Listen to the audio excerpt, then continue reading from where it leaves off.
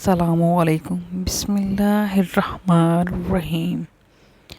رسول اللہ صلی اللہ علیہ وآلہ وسلم نے فرمایا، مسلمان وہ ہے جس کی زبان، جس کے ہاتھ سے مسلمان محفوظ رہے۔ مومن وہ ہے جس سے اپنی جانوں مالوں کے بارے میں بے خوف اور پرامن ہوں۔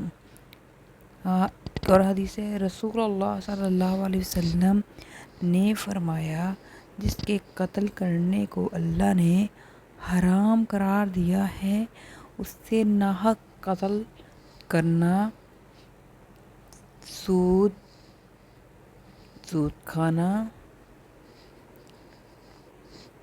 یتیم کا مال کھانا، معرکہ کے دن میدان جہاد سے پیٹ پھیر کر فرار ہونا، پاک دامن عورتوں پر تہمت لگانا،